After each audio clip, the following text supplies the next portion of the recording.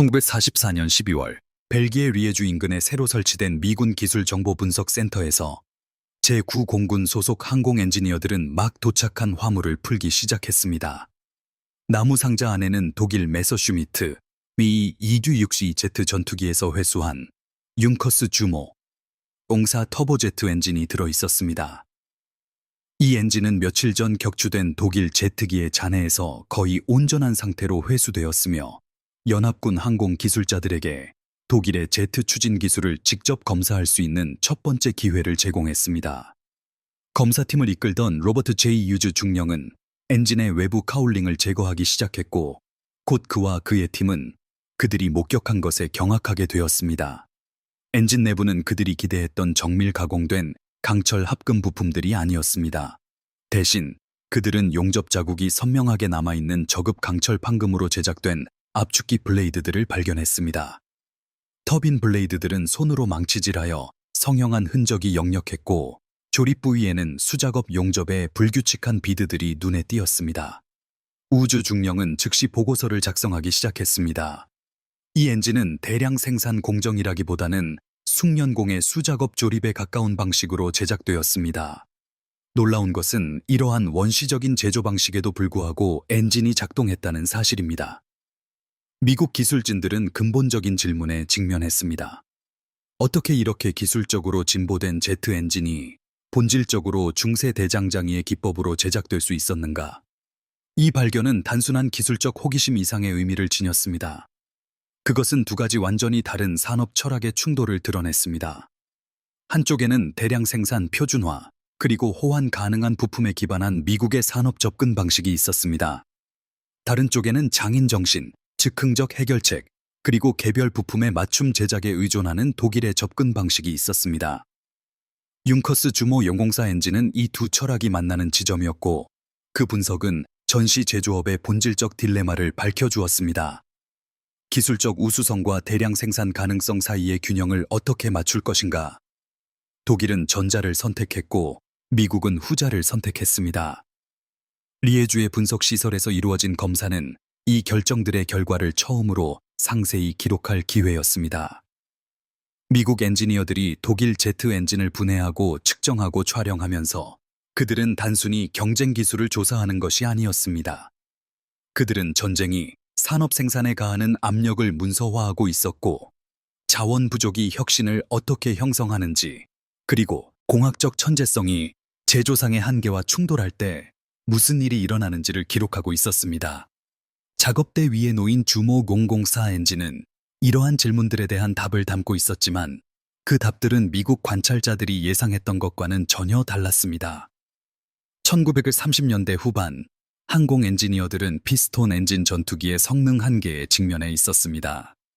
프로펠러 추진 항공기는 약 750km의 최고 속도에 도달했지만 프로펠러 효율성 한계와 고고도에서의 엔진 출력 감소라는 근본적인 물리적 제약이 존재했습니다. 고속 비행 시 프로펠러 날개 끝이 음속에 가까워지면서 효율이 급격히 떨어졌고 공기가 희박한 고도 1000m 이상에서는 피스톤 엔진이 충분한 출력을 생성할 수 없었습니다.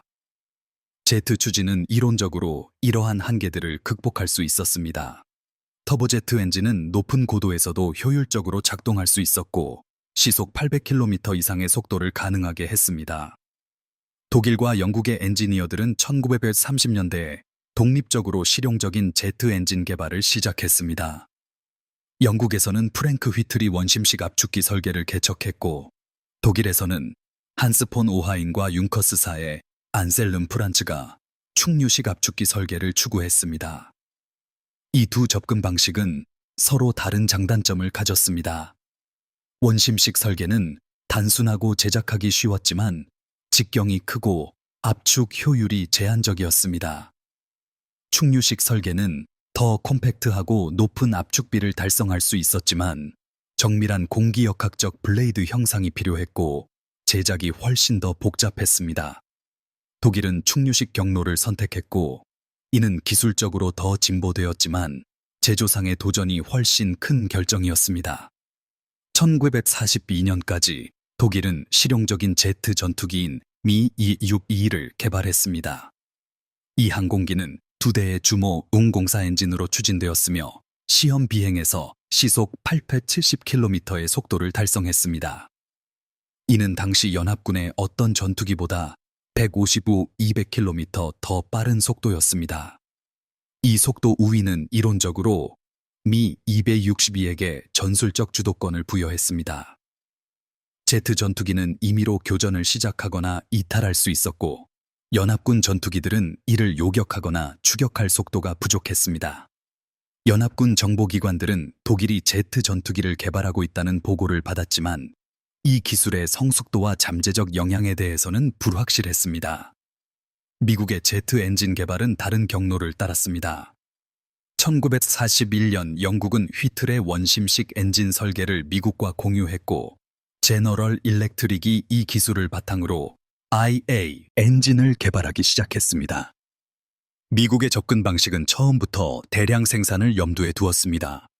제너럴 일렉트릭의 엔지니어들은 정밀 주조 터빈 블레이드, 표준화된 볼트 및 패스너, 그리고 호환 가능한 부품들을 사용하는 설계를 개발했습니다. 목표는 단순히 작동하는 제트 엔진이 아니라 수천 대를 일관된 품질로 생산할 수 있는 엔진을 만드는 것이었습니다. 1944년 초까지 미국은 벨 P-59 에어라코메트와 로키드 P-80 슈팅스타를 개발했지만 이들 항공기는 아직 유럽 전선에 배치되지 않았습니다. 1944년 여름, 연합군 정보부는 독일이 Me-262Z 전투기를 운용 배치하기 시작했다는 확인된 보고를 받았습니다. 이 항공기들은 프랑스와 독일 상공에서 목격되었고 일부 교전이 기록되었습니다. 연합군 조종사들은 이 제트기들의 놀라운 속도를 보고했지만 또한 이들이 상대적으로 드물게 나타나고 때로는 작동 중 문제를 겪는 것처럼 보인다고 언급했습니다. 기술정보부서는 독일 제트 엔진의 실제 샘플을 획득하는 것을 최우선 과제로 설정했습니다. 이러한 엔진을 검사함으로써 엔지니어들은 독일의 제트 기술이 얼마나 진보했는지, 대량 생산이 가능한지, 그리고 어떤 약점을 가지고 있는지를 결정할 수 있을 것이었습니다. 전략적 질문은 명확했습니다. 독일이 기술적 돌파구를 통해 제공권에서 우위를 회복할 수 있을까? 미 E-262의 속도 우위는 연합군 폭격기 편대에 대한 지속 불가능한 손실을 야기할 수 있었고, 노르망디 상륙 이후 확립된 공중 우세를 위협할 수 있었습니다. 그러나 기술적 우수성과 운용상의 효과는 다른 것이었습니다. 제트 엔진의 신뢰성, 생산 속도, 조종사 훈련 요구사항, 그리고 유지보수 복잡성은 모두 실제 전투 영향에 영향을 미쳤습니다. 온전한 주모 004 엔진을 획득하는 것은 이러한 질문들에 답하기 시작할 수 있는 기회였습니다. 그리고 1944년 12월 그 기회가 왔습니다. 리에주 분석시설의 미국 엔지니어들이 주모 004 엔진을 체계적으로 분해하면서 그들은 포괄적인 기술 문서를 작성하기 시작했습니다.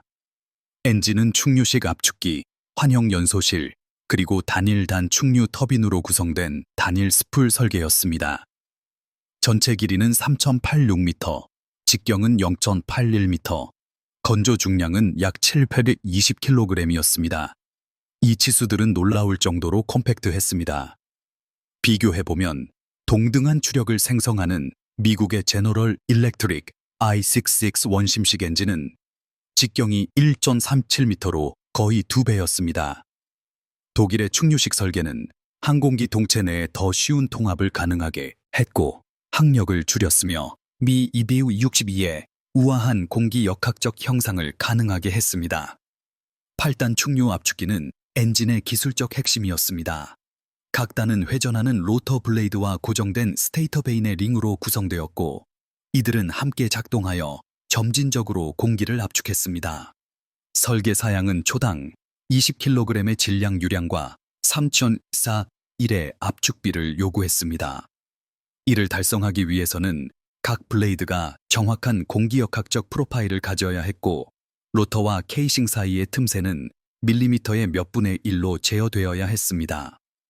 미국 엔지니어들이 압축기 블레이드들을 검사했을 때 그들은 각 블레이드가 평평한 강철 판금에서 시작하여 손으로 망치질하고 성형하여 대략적인 익형 형상을 만든 후 개별적으로 줄질하고 연마하여 최종 형상을 만들었다는 것을 발견했습니다. 이는 미국 관행과 극명한 대조를 이루었습니다. 제너럴 일렉트릭의 터빈 블레이드들은 정밀 주조로 제작되었고 각 블레이드는 제어된 제조 공정에서 수천 개의 동일한 복제품 중 하나였습니다. 제작 방법은 한 가지 놀라움이었고 재료 선택은 또 다른 놀라움이었습니다. 미국 터보제트 엔진은 니켈 기반 초합금인 니모닉과 인코넬을 사용했으며 이들은 고온 강도를 유지하고 터빈 블레이드에 영향을 미치는 극심한 열 응력을 견딜 수 있도록 특별히 개발되었습니다. 이러한 합금들은 섭씨 900도 이상의 연속 작동을 견딜 수 있었습니다. 주모 004 터빈 블레이드들은 저급 크롬철 합금인 티노베르트 크롬스탈 50으로 제작되었으며 이는 훨씬 낮은 온도 허용치를 가졌습니다. 독일 엔지니어들은 이 제한을 알고 있었고 연소 온도를 낮추고 연료 흐름을 제한하여 보상했습니다. 결과적으로 주모 004는 8.8kN의 추력만을 생성했는데 이는 엔진 크기에 비해 상대적으로 낮은 수치였습니다. 더 나은 재료를 가진 동일한 설계는 아마도 50% 많은 추력을 생성할 수 있었을 것입니다. 터빈 섹션 분석은 추가적인 통찰을 드러냈습니다. 단일단 터빈은 56개의 블레이드를 가지고 있었으며 각각은 판금에서 개별적으로 제작되고 디스크에 용접되었습니다. 미국 엔지니어들은 용접 품질이 매우 가변적이라는 것을 발견했습니다. 일부 블레이드는 깨끗하고 일관된 용접 비드를 보여주었고 다른 것들은 과도한 스패터와 불완전한 침투를 보여주었습니다. 이는 숙련도가 다른 여러 용접공들이 생산에 참여했음을 시사했습니다. 터빈 블레이드 부착의 일관성 부족은 잠재적인 신뢰성 문제였습니다. 약한 용접은 작동 응력해서 고장날 수 있었고 터빈 블레이드 파손은 치명적인 엔진 고장을 초래할 수 있었습니다. 우주 중령의 팀은 각 용접 지점을 촬영하고 문서화하여 제조 품질의 변동성에 대한 증거를 수집했습니다. 연소실 설계는 효율성과 제조 가능성의 창의적인 타협을 보여주었습니다. 환형 연소기는 압축기의 후류를 완전히 둘러싸는 단일 연속 연소 영역으로 구성되었습니다. 이는 개별 연소 캔을 사용하는 미국 설계보다 더 진보된 것이었습니다. 그러나 연소기 라이너는 평평한 시트를 접고 용접하여 만들어졌으며 그 안에는 공기를 혼합하고 화염 안정성을 제공하기 위한 수천 개의 작은 구멍이 뚫려 있었습니다. 미국 엔지니어들은 이 구멍들이 손으로 뚫렸으며 크기와 위치가 약간씩 달랐다는 것을 발견했습니다. 정밀 제조 표준에 따르면 이는 받아들일 수 없는 품질이었지만 명백히 엔진은 작동했습니다. 구멍의 변동성은 아마도 연소 효율과 온도 분포에 영향을 미쳤지만 전반적인 기능을 막지는 않았습니다. 연료 시스템은 또 다른 혁신 영역이었습니다. 주모 004는 연료 흐름을 엔진 속도 및 온도와 자동으로 일치시키는 기계식 연료 제어 시스템인 에크로겐을 사용했습니다. 이는 정교한 기계 컴퓨터였으며 여러 입력을 처리하고 최적의 연료 공급을 계산하기 위해 캠, 레버, 그리고 다이어프램을 사용했습니다. 미국 엔지니어들은 에크로겐을 분해하고 각 구성 요소를 검사했습니다. 그들은 제작 품질이 우수하다는 것을 발견했습니다. 정밀 가공된 부품들, 정확한 허용 오차, 그리고 신중한 조립이 특징이었습니다. 이는 엔진의 다른 부분들의 대략적인 제작과 현저하게 대조를 이루었습니다. 명백히 독일 생산 시스템은 정밀 제조가 필수적인 중요한 구성 요소들을 위해 고급 작업을 유보했고 저급 방법이 충분한 곳에서는 타협을 받아들였습니다. 엔진 시동 시스템은 또 다른 독창적인 해결책을 드러냈습니다. 주모 004는 전기 시동기를 사용하지 않았습니다. 대신 엔진은 압축기 축에 연결된 리세트롤 모터라는 이행정 피스톤 엔진으로 시작되었습니다. 리세트롤은 수동으로 시동되었고 그 후 압축기를 회전시켜 터보제트가 점화될 수 있을 만큼 충분한 공기 흐름을 제공했습니다. 일단 메인 엔진이 작동하면 리세트롤은 분리되어 정지되었습니다. 이 시스템은 기계적으로 단순했고 무거운 전기 시동기를 필요로 하지 않았지만 시동 절차에 복잡성을 추가했고 추가적인 고장 지점을 도입했습니다. 미국 제트 엔진들은 전기, 시동기를 사용했으며 이는 더 무겁지만 더 신뢰할 수 있고 조종사에게 더 간단했습니다. 포괄적인 검사 후 우주 중령의 팀은 예비 결론에 도달했습니다. 주모 004는 공기역학적 설계에서 기술적으로 진보되어 있었지만 제조에서는 원시적이었습니다. 충류 압축기 개념은 미국이 추구하던 원심식 설계보다 우수했습니다. 환형 연소기 설계는 미국 엔진들의 캔타입 연소기보다 더 효율적이었습니다. 그러나 실행은 수작업, 저급 재료, 그리고 가변적인 품질 관리에 의존했습니다. 보고서는 결론지었습니다. 주모 004는 공학적 독창성과 산업적 절망의 제품입니다. 설계는 우수하지만 실행은 독일의 제조 능력 붕괴를 반영합니다. 이 엔진들은 소규모로 생산될 수 있지만 높은 품질과 신뢰성을 가진 대량 생산은 불가능해 보입니다. 이 평가는 곧 현장 증거에 의해 테스트될 것이었습니다. 리에주에서 기술적 검사가 진행되는 동안 미 E-162Z 전투기들은 독일 상공에서 연합군 폭격 편대와 교전하고 있었습니다. 이 조우들은 독일 제트 엔진이 실제 작전 스트레스에서 어떻게 성능을 발휘했는지에 대한 데이터를 제공할 것이었습니다. 1945년 1월 14일 200대 이상의 B-27 플라잉 포트리스 폭격기들이 독일 중부의 석유 정제 시설을 목표로 출격했습니다. P-51 머스탱 전투기들이 호위를 제공했습니다. 오전 11시 15분경 목표물 근처에서 독일 작드게슈아더 시베리에 소속된 6대의 Me-262Z 전투기들이 요격했습니다. 제트기들은 폭격기 편대 아래 1000m에서 접근하여 급상승하여 공격 위치로 진입했습니다. 그들의 속도는 시속 800km가 넘었고 P-51들은 요격하기에는 너무 느렸습니다. 한 Mi-262가 폭격기 편대의 후미를 공격하여 30mm Mk-108 기관포에 짧은 사격을 가했습니다. 한 B-17이 오른쪽 날개와 엔진 2개의 피격을 입었습니다. 승무원은 항공기를 제어 상태로 유지했고 편대를 벗어나 고도를 잃기 시작했습니다. Me-262 조종사는 두 번째 공격을 위해 선회했지만 그의 엔진 중 하나가 갑자기 출력을 잃었습니다. 터빈 블레이드 고장으로 인한 압축기 실속이 엔진을 비효율적인 상태로 감소시켰습니다. 제트기는 속도가 감소했고 조종사는 공격을 중단하고 가장 가까운 비행장으로 향했습니다. 단일 엔진 출력으로 Me-262는 여전히 비행할 수 있었지만 속도 우위는 사라졌습니다. 한 P-51이 사격 위치에 기동했지만 제트기는 낮은 고도의 구름 속으로 탈출할 수 있었습니다. 이 조우는 주모 004 엔진의 두 가지 특성을 보여주었습니다. 엔진이 제대로 작동할 때 그것은 Me-262에게 결정적인 속도 우위를 제공했습니다. 그러나 엔진은 신뢰할 수 없었고 작전 중 고장이 빈번했습니다. 독일 정비 기록들은 주모 004 엔진들이 단지 12시간의 작전 수명을 가졌음을 기록했습니다. 이후 터빈 블레이드 침식, 압축기 블레이드 피로 또는 연소기 소손으로 인해 엔진 교체가 필요했습니다. 비교하자면 미국의 제너럴 일렉트릭 I-66 엔진은 150시간의 수명 등급을 가졌습니다. 짧은 엔진 수명은 Me-262 운영에 심각한 제약을 가했습니다. 각 제트기는 빈번한 엔진 교체가 필요했고 정비 인력에 대한 수요가 높았으며 많은 수의 교체 엔진이 필요했습니다. 독일 생산 데이터는 약 6,000대의 주모 004 엔진이 제작되었음을 나타냈습니다. 이는 생산된 약 1,400대의 Me-226B 항공기에 평균 4대 이상의 엔진을 제공했습니다.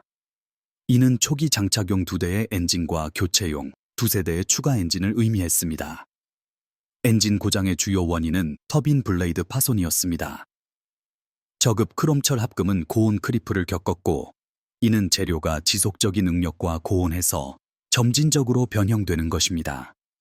블레이드들은 천천히 늘어났고 압축기 케이싱과 접촉하기 시작했습니다. 이는 진동, 추가 응력, 그리고 결국 블레이드 파손으로 이어졌습니다. 한번 블레이드가 파손되면 파편이 엔진을 통해 흐르며 다른 블레이드들을 손상시키고 연쇄 고장을 일으켰습니다.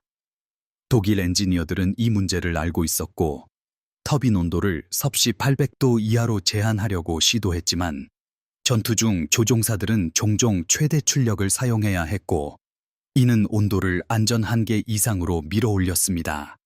또 다른 일반적인 고장 모드는 압축기 블레이드 피로였습니다. 수작업으로 제작된 블레이드들은 일관된 기계적 특성을 가지지 않았습니다. 일부는 다른 것들보다 더 강했고 일부는 재료 결함이나 불완전한 용접을 가졌습니다. 작동 중 진동 응력 하에서 약한 블레이드들이 균열되기 시작했습니다. 균열은 반복적인 하중 사이클에 따라 전파되었고 결국 블레이드 파손으로 이어졌습니다. 터빈 고장과 마찬가지로 압축기 블레이드 파손은 연쇄 손상을 일으킬 수 있었습니다. 독일 정비 매뉴얼은 모든 비행 후 압축기 블레이드를 유관 검사하고 균열이나 손상의 징후가 있는 블레이드를 교체할 것을 지시했습니다. 이는 시간이 많이 걸리는 절차였고 숙련된 정비사를 필요로 했습니다. 전쟁이 끝날 무렵 미군은 여러 USB 조종사들을 인터뷰하여 작전 경험을 문서화했습니다. 한 조종사인 프란츠 슐트는 그의 경험을 설명했습니다. 제트는 속도에서 절대적으로 우수했습니다. 우리는 미국 전투기들보다 200km는 더 빨랐습니다.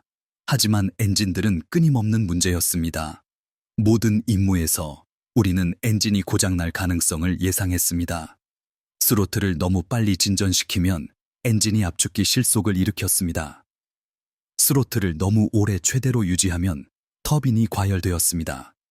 우리는 항상 가장 가까운 비행장을 알고 있어야 했고 모든 비행을 한 엔진으로 귀환할 가능성을 염두에 두고 계획해야 했습니다. 이 증언은 주모 004의 운영 제약을 강조했습니다. 기술적으로 인상적인 엔진이었지만 신뢰성은 전투 효과를 심각하게 제한했습니다. 미국 제트 엔진의 현장 경험은 대조를 제공했습니다. 1945년 초 P-8C 슈팅스타 전투기들이 제한된 작전 테스트를 위해 이탈리아에 배치되었습니다. 이들 항공기는 제너럴 일렉트릭 I-40 엔진으로 구동되었고 이는 I-66 설계의 발전된 버전이었습니다.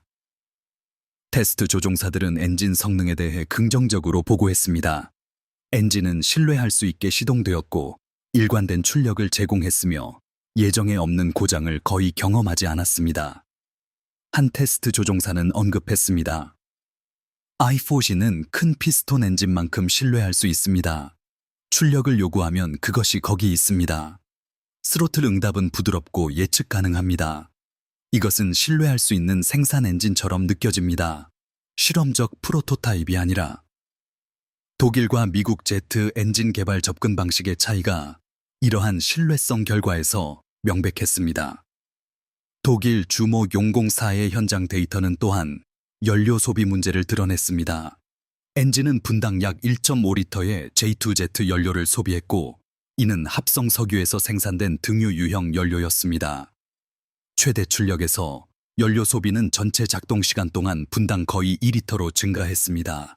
미 USB는 내부 연료 탱크에 2,570리터를 탑재했고 이는 정상 작동 시 약 60인 90분의 비행 시간을 제공했습니다. 전투작전은 높은 연료 소비로 인해 이 시간을 단축시켰습니다. 비교하자면 P-51 머스탱은 내부 및 외부 탱크에 최대 1020리터의 항공 휘발유를 탑재했고 4-5시간 동안 비행할 수 있었습니다. 제트기의 짧은 항속 시간은 전술적 유연성을 제한했습니다. Me-265 조종사들은 신중하게 연료를 관리해야 했고 연장된 교전은 안전하게 기지로 돌아갈 능력을 위험에 빠뜨릴 수 있었습니다. 엔진 신뢰성 문제에도 불구하고 Me-265B는 교전에 성공했을 때 치명적임을 입증했습니다. 제트기의 속도는 조종사가 공격 접근을 위한 최적의 순간을 선택할 수 있게 했고 공격 후 신속하게 이탈할 수 있게 했습니다. 30mm 기관포들은 폭격기에 대해 파괴적이었고 단 몇 발의 명중으로도 중요한 손상을 입힐 수 있었습니다. 독일 기록은 Me-262 조종사들이 약 150대의 연합군 항공기 격추를 주장했음을 나타냅니다. 그러나 이러한 성공들은 지속적인 영향을 미치기에는 너무 드물었습니다. 1945년 초까지 독일은 운영 가능한 200, 300대의 미 262만을 현장에 배치했습니다. 연합군은 수천 대의 전투기와 폭격기를 운영하고 있었습니다. 독일 제트기의 기술적 우수성은 압도적인 연합군의 수적 우위를 극복하기에 충분하지 않았습니다. 현장 성능 데이터는 리에주에서 기술 분석을 확인했습니다. 주모 용공사는 진보된 설계였지만 제조 타협으로 인해 약화되었습니다. 수작업 생산 방법은 높은 품질 변동성과 낮은 신뢰성을 초래했습니다. 저급 재료는 엔진 수명을 제한하고 빈번한 교체를 필요로 했습니다. 제트 추진 개념 자체는 입증되었습니다. 그것은 작동했고 놀라운 성능 우위를 제공했습니다. 그러나 독일의 실행은 전쟁 말기에 그들이 직면한 산업적 제약에 의해 제한되었습니다. 독일 제트 엔진 프로그램에 대한 미국 평가는 결론지었습니다. 설계는 인상적이었지만 생산 현실은 대규모 운영 배치를 막았습니다. 융커스 주모 0004 엔진의 개발 역사는 독일이 직면한 전략적 딜레마를 드러냈습니다. 프로그램은 1939년에 시작되었고 안셀름 프란츠가 이끄는 융커스 엔진 개발팀이 제트 추진을 위한 충류 압축기 설계를 추구했습니다. 초기 프로토타입은 고품질 니켈 합금, 정밀 가공된 구성 요소, 그리고 고급 제조 기술을 사용하여 제작되었습니다. 이 초기 엔진들은 신뢰할 수 있게 작동했고 인상적인 성능을 보여주었습니다. 1941년까지 융커스는 운영 테스트를 위해 준비된 작동하는 제트 엔진을 가지고 있었습니다. 프란츠와 그의 팀은 항공 추진 분야에서 진정한 획기적인 발전을 이루었습니다. 그러나 1942년까지 독일의 전략적 상황이 변화하기 시작했습니다. 소련에서의 전역은 예상보다 더 많은 자원을 소비했고 영국과의 전쟁은 끝날 기미가 보이지 않았으며 미국의 참전은 독일이 장기 소모전에 직면하게 될 것임을 의미했습니다. 독일 고위사령부는 공중 우세가 점점 더 중요해질 것이라고 인식했고 제트 전투기를 대량 생산하라는 압력이 증가했습니다. 융커스 엔지니어들은 어려운 도전에 직면했습니다. 원래의 고품질 제조 방법은 한 달에 단지 소수의 엔진만을 생산할 수 있었습니다. 수백 또는 수천 대의 엔진을 생산하려면 설계를 대량 생산에 적합하도록 단순화해야 했습니다. 1943년 초 안셀름 프란츠는 중요한 결정을 내렸습니다. 설계는 쉽게 구할 수 있는 재료와 단순화된 제조 방법을 사용하도록 재설계될 것입니다. 니켈 합금은 독일에서 부족했습니다. 니켈의 대부분은 소련에서 수입되었고 그 공급원은 1941년 동부 전선이 열리면서 차단되었습니다. 프란츠는 티노베르트 크롬스탈 50으로 전환했고 이는 크롬철 합금으로 국내에서 생산될 수 있었습니다. 정밀 주조와 기계 가공은 숙련 공작 기계 운영자를 필요로 했고 이들도 부족했습니다. 프란츠는 판금 제작과 수작업 조립으로 전환했고 이는 숙련도가 낮은 노동자들과 더 단순한 도구를 사용할 수 있었습니다. 각각의 타협은 엔진 성능과 수명을 감소시켰지만 생산 가능성을 증가시켰습니다. 독일 생산 기록은 이러한 결정들의 영향을 문서화했습니다. 1943년 융커스는 단지 59대의 주모 용공사 엔진을 생산했습니다. 1944년 생산은 2023대로 증가했습니다. 1945년 전쟁이 끝나기 전 추가로 약 4,000대의 엔진이 생산되었습니다. 총 약 6,000대의 주모 504 엔진이 생산되었습니다. 이는 인상적인 성과였지만 독일이 필요로 하는 수량과는 거리가 멀었습니다. 비교하자면 미국은 1944-1945년에 약 4,000대의 제너럴 일렉트릭 제트 엔진을 생산했지만 이들은 주로 훈련과 테스트용이었고 전투 배치용이 아니었습니다. 독일은 연합군보다 먼저 작전용 제트 전투기를 배치했지만 충분한 수량을 생산하여 전략적 영향을 미칠 수 없었습니다. 제조 품질은 심각한 우려였습니다. 독일 공군 정비 보고서들은 제조 결함으로 인한 엔진 고장에 대해 반복적으로 불만을 제기했습니다. 1944년 9월 보고서는 언급했습니다. 최근 엔진들은 현저한 품질 저하를 보여줍니다. 용접 고장, 블레이드 정렬 불량, 그리고 연소기 소손이 일반적입니다. 엔진 수명은 평균 15시간으로 떨어졌고 일부 장치는 단지 10시간 후에 고장납니다. 이는 운영 준비 상태에 심각한 영향을 미칩니다. 또 다른 1945년 1월 보고서는 더 비판적이었습니다. 엔진 품질은 받아들일 수 없습니다. 우리는 제조 결함으로 인한 고장보다 더 많은 엔진을 전투 손상으로 잃습니다. 생산은 증가했지만 신뢰성은 무너졌습니다. 독일 엔지니어들은 딜레마를 인식했습니다. 안셀름 프란츠는 전쟁 후 인터뷰에서 그 어려움을 설명했습니다. 우리는 대량 생산과 높은 품질 사이에서 선택해야 했습니다. 군대는 수천 대의 엔진을 요구했습니다. 우리는 고품질 재료나 숙련 노동자를 가지고 있지 않았습니다. 우리가 할 수 있는 것으로 작동하는 엔진을 만들어야 했습니다. 당위 수명은 알려진 문제였지만 대안은 전혀 엔진을 만들지 않는 것이었습니다. 각 엔진이 단 몇 번의 임무만 비행하더라도 그것은 여전히 적 폭격기를 요격할 기회였습니다. 이 진술은 독일의 전략적 계산을 요약했습니다. 불완전한 해결책은 해결책이 없는 것보다 나았습니다. 독일 조종사들의 관점은 복잡했습니다. 한편으로 그들은 미 262의 성능에 감명을 받았습니다. 제트기는 어떤 연합군 전투기보다 빨랐고 무장은 강력했으며 올바르게 사용될 때 그것은 치명적인 요격기였습니다. 다른 한편으로 그들은 엔진의 신뢰성 부족에 좌절했습니다. 한 조종사인 하인츠 베르는 그의 경험을 회상했습니다. 262는 놀라운 기계였습니다. 그 안에 앉아서 전력으로 가속할 때 당신은 미래를 비행하고 있다고 느꼈습니다. 하지만 엔진들은 끊임없는 걱정이었습니다. 모든 비행은 도박이었습니다. 엔진이 임무를 완수할까? 귀환 중에 고장날까? 우리는 불가능한 것을 시도하고 있다고 농담하곤 했습니다. 신뢰할 수 없는 엔진으로 전쟁에서 승리하는 것. 이 증언은 독일 제트 전투기 프로그램의 운영 현실을 포착했습니다. 전쟁이 끝날 무렵 독일 엔지니어들은 주모 004의 개선된 버전인 주모 004D를 개발하고 있었습니다. 이 버전은 더 나은 재료, 개선된 제조 공정, 그리고 증가된 신뢰성을 특징으로 했습니다. 터빈 블레이드는 고온 강도가 향상된 개선된 합금으로 제작될 예정이었고 압축기 블레이드는 더 정밀한 공정으로 제작될 것이었습니다. 목표는 엔진 수명을 50시간 이상으로 늘리는 것이었습니다. 그러나 주모 004D는 전쟁이 끝나기 전에 생산에 들어가지 못했습니다.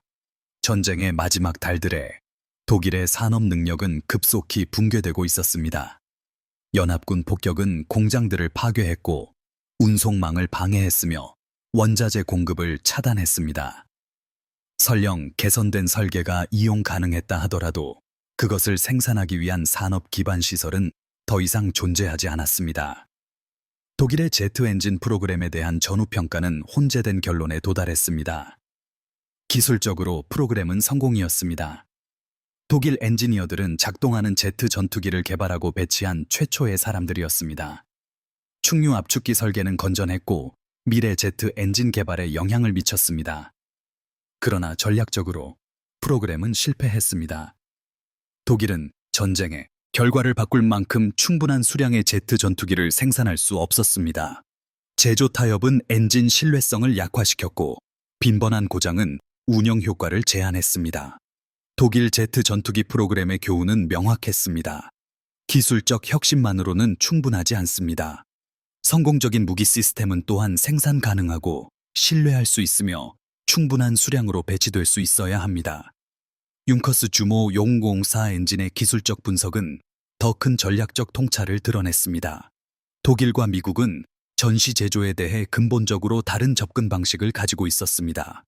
독일의 접근 방식은 장인 정신, 개별 품질, 그리고 기술적 우수성을 강조했습니다.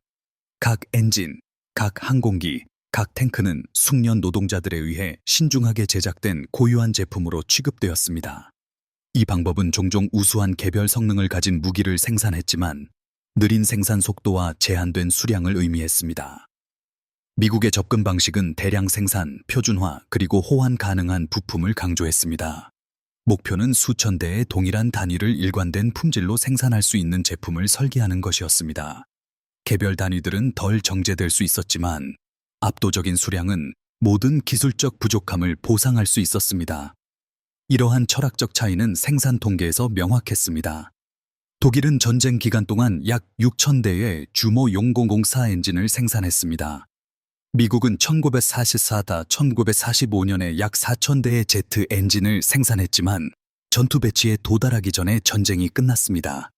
그러나 피스톤 항공기 엔진 생산에서 대조는 극적이었습니다. 독일은 전쟁 기간 동안 약 276,000대의 항공기 엔진을 모든 종류로 생산했습니다. 미국은 약 8,200대의 항공기 엔진을 생산했고 거의 3배나 많았습니다. 항공기 생산에서 차이는 훨씬 더 컸습니다. 독일은 약 8,900대의 항공기를 생산했습니다. 미국은 약 324,000대의 항공기를 생산했고 거의 5배나 많았습니다. 이 생산 수치는 각 접근 방식의 전략적 결과를 보여주었습니다.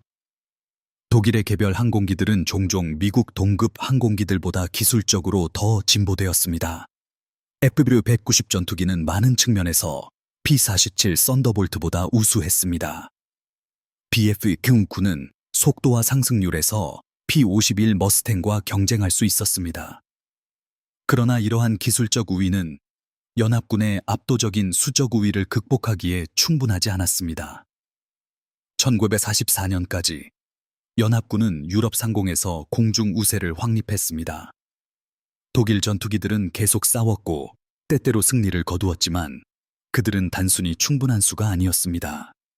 10대의 독일 전투기는 20대의 미국 전투기를 막을 수 없었고 기술적 품질이 얼마나 높든 상관없이 융커스 주모 용공사 엔진은 이 딜레마의 완벽한 예였습니다. 설계는 훌륭했습니다. 충류 압축기는 미국의 원심식 설계보다 더 효율적이었습니다. 콤팩트한 크기는 더 나은 항공기 통합을 가능하게 했습니다. 엔진이 제대로 작동할 때 그것은 ME-262에게 어떤 연합군 전투기도 일치할 수 없는 성능 우위를 제공했습니다. 그러나 제조 현실은 이 잠재력을 약화시켰습니다. 수작업 생산은 한 달에 수백 대의 엔진만을 생산할 수 있었습니다. 저급 재료는 신뢰성을 제한했습니다. 높은 품질 변동성은 예측 가능한 성능을 어렵게 만들었습니다. 독일은 기술적 걸작을 만들었지만 그것을 효과적으로 대량 생산할 수 없었습니다. 전략적 영향은 항공기 가용성 통계에서 명확했습니다. 독일은 약 1,400대의 ME-262Z 전투기를 생산했지만 어느 때든 200국 300대만이 운영 가능했습니다. 나머지는 정비 중이거나 엔진 교체를 기다리고 있었습니다. 주모 004의 심이보 시간, 엔진 수명은 각 항공기가 빈번한 정비를 필요로 했음을 의미했습니다. 비교하자면 미국 P-55 머스탱은 패커드 B-5기 엔진이 정비 전에 이보50 400시간의 수명 등급을 가졌습니다. 이는 각 P-51일이 훨씬 더 오랜 시간 동안 운영 상태를 유지할 수 있었음을 의미했습니다. 어떤 시점에서든 생산된 P-52일에 더 높은 비율이 비행 준비가 되어 있었고 독일 제트기보다 주모 004 엔진 프로그램의 경제적 비용도 상당했습니다. 각 엔진은 제작하는데 약 7,000제국마르크가 소요되었고 이는 당시 통화로 약 4,000달러에 해당했습니다. 실 25시간 수명으로 비행 시간당 비용은 매우 높았습니다. 비교하자면 미국 프렛 앤 휘트니 R2800 피스톤 엔진은 제작하는데 약 1,000달러가 소요되었지만 정비 전에 1,000시간 이상 작동할 수 있었습니다. 비행 시간당 비용은 주모 004보다 크게 낮았습니다. 제트 추진의 전략적 가치는 분명했지만 경제적 효율성은 의심스러웠습니다. 독일은 극히 비싼 무기 시스템에 자원을 투자하고 있었고 이는 제한된 작전 수명을 가졌습니다. 전쟁이 끝날 무렵 미국 전략폭격조사단은 독일의 항공기 생산 시설을 조사했습니다. 그들은 융커스 엔진 공장들을 방문하여 주모 공공사 제조 공정을 검사했습니다. 보고서는 언급했습니다. 독일 제트 엔진 생산은 숙련 수작업 노동에 크게 의존했습니다. 각 엔진은 본질적으로 맞춤 제작되었습니다. 부품 호환성은 제한적이었습니다. 한 엔진의 압축기 블레이드가 다른 엔진에 맞지 않았습니다. 이는 현장 정비를 복잡하게 만들었고 대규모 생산을 막았습니다. 대조적으로 미국 제트 엔진 생산은 완전히 호환 가능한 부품을 가진 대량 생산 기술을 사용했습니다. 한 엔진의 어떤 부품도 다른 엔진에서 작동할 것입니다. 이 평가는 근본적인 교훈을 강조했습니다. 전시 생산에서 대량 제조 능력은 개별 기술적 우수성만큼 중요합니다. 독일은 보다 진보된 제트 엔진을 만들었지만 그것을 효과적으로 확장할 수 없었습니다. 미국은 기술적으로 덜 진보된 엔진을 개발했지만 산업 생산을 위해 설계했습니다. 전쟁의 결과는 이 접근 방식들의 상대적 장점을 입증했습니다. 수량은 질을 이겼고 비록 그 승리가 많은 다른 요인들에 의존했지만 융커스 주모 용공사 엔진은 혁신이 산업적 실행 없이는 전략적 성공으로 이어질 수 없음을 상기시켜 주었습니다. 1945년 5월 전쟁이 끝난 후 연합군 기술정보팀들은 독일 전역의 항공시설을 조사했습니다. 그들은 수십 대의 주모 공공사 엔진을 수집했고 일부는 온전했고 일부는 부분적으로 조립되었으며 일부는 전투 손상을 입었습니다. 이 엔진들은 미국, 영국, 소련으로 보내져 상세한 분석을 위해 운송되었습니다. 미국에서 엔진들은 라이트 패터슨 공군기지로 가서 미국 항공기술자들이 철저히 연구했습니다. 충류 압축기 설계는 특히 관심을 받았습니다. 제너럴 일렉트릭과 프렛 앤 휘트니 엔지니어들은 압축기 공기역학을 연구했고 블레이드 프로파일을 분석했으며 단계 구성을 검사했습니다. 그들이 배운 것은 전후 미국 제트 엔진 개발에 직접적으로 영향을 미쳤습니다. 전쟁 후 초기 미국 제트 엔진들은 원심식 압축기를 계속 사용했지만 1940년대 후반까지 미국 설계자들은 충류 설계로 전환하기 시작했습니다. 프렛 앤 휘트니 J57, 1950년대 초에 도입된 것은 독일 주모 004 설계에서 파생된 개념을 통합한 충류 터보제트였습니다. J67은 미국 최초의 1000파운드급 추력 제트 엔진이 되었고 F100 슈퍼 세이버와 B-52 스트라토 포트리스를 포함한 수많은 항공기를 구동했습니다. 충류 압축기 아키텍처는 이후 모든 고성능 제트 엔진의 표준이 되었습니다. 이러한 의미에서 주모 004의 기술적 유산은 깊고 지속적이었습니다. 그러나 주모 004가 가르친 가장 중요한 교훈은 압축기 설계에 관한 것이 아니라 제조 철학에 관한 것이었습니다. 독일 엔진은 진보된 설계가 대량 생산될 수 없다면 전략적 영향이 제한된다는 것을 보여주었습니다. 전후 미국 군사 항공 프로그램들은 이 교훈을 흡수했습니다. 새로운 항공기와 엔진 설계는 처음부터 생산 가능성을 염두에 두고 개발되었습니다. 엔지니어들은 기술 성능뿐만 아니라 제조 복잡성, 부품 호환성, 그리고 유지보수 요구사항도 고려했습니다.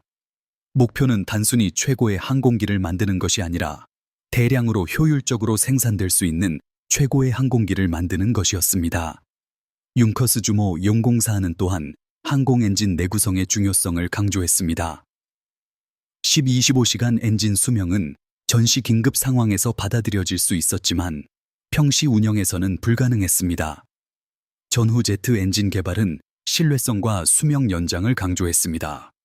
재료 과학이 발전했고 니켈 기반 초합금들이 점점 더 높은 온도를 견딜 수 있게 되었습니다.